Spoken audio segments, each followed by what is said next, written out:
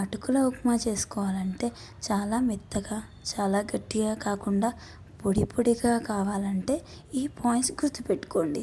చాలా గట్టిగా ఉంటే ఒక 70% వరకు నానబెట్టుకొని వేసుకోవాలి. చాలా మెత్తగా ఉంటే ఉప్మాకి పనికిరాదు. మీడియం సైజులో ఉన్నది కొద్దిగా కడుక్కొని యూజ్ చేసుకుంటే అంతే.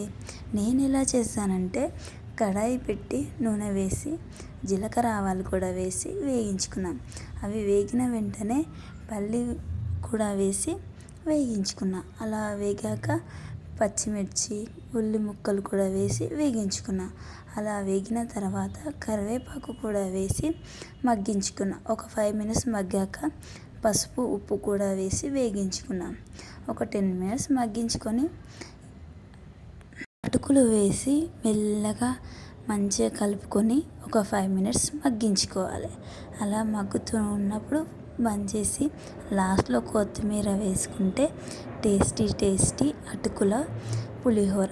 మీరు ఎప్పుడైనా ట్రై చేస్తే ఒకసారి ట్రై చేయండి. టేస్టీగా ఉంటుంది, హెల్తీగా కూడా ఉంటుంది. నచ్చితే లైక్ చేయడం మాత్రం మర్చిపోకండి. Bye guys.